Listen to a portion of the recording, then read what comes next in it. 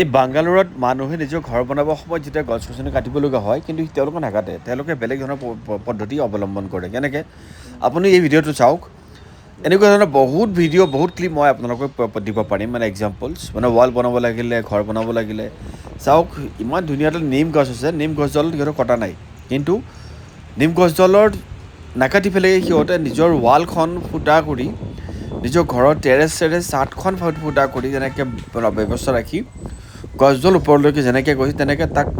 একো অসুবিধা নকৰাকৈ সিহঁতে বিল্ডিংটো বনাইছে চাওক বাৰু এনেকুৱা এটা নহয় মই বহুত বিল্ডিং দেখিছোঁ এনেকুৱা কিন্তু মই ভাবিলোঁ নহয় এইটো এটা ৰেকৰ্ড কৰি লওঁ আৰু মানে দি দিম ছ'চিয়েল মিডিয়াত আমাৰ নিশ্চয় আমাৰ কিছুমান মানুহ অৱগত হ'ব এইবিলাকত মোৰ কিছুমান বস্তু বিচাৰিব জুবিন গাৰ্গ যে জুবিন দাৰ কিছুমান আদৰ্শ ইয়াতে বিচাৰি পাওঁ আপোনালোকে ভিডিঅ'টো ভাল লাগিলে শ্বেয়াৰ কৰিব